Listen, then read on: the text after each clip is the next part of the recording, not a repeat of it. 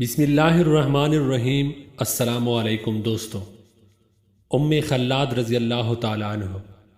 حضرت خلاد رضی اللہ تعالیٰ عنہ رسول اللہ صلی اللہ علیہ وآلہ وسلم کے بڑے جلیل القدر صحابی تھے۔ بدر واحد میں آپ صلی اللہ علیہ وآلہ وسلم کی ہمرکابی کا شرف حاصل تھا۔ غزوہ احزاب کے بعد نبی کریم صلی اللہ علیہ وآلہ وسلم نے جب بنو قریظہ کا محاصرہ کیا تو دوران محاصرہ ایک دن آپ یہودیوں کے قلعہ کی دیوار کے سائے میں بیٹھے تھے کہ بنانا نامی ایک عورت نے چکی کا ایک پتھر آپ پر گرا دیا۔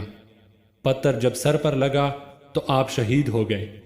نبی کریم صلی اللہ علیہ وآلہ وسلم نے فرمایا کہ خلاد کو 2 شہیدوں کا ثواب ملے گا۔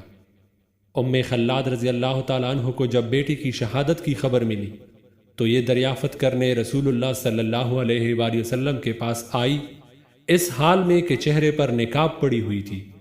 بعض صحابہ رضی اللہ تعالیٰ عنہ نے دیکھا تو حیرت سے کہا کہ تیرا بیٹا شہید ہوا ہے اور اس حال میں بھی تیرے چہرے پر نقاب ہے۔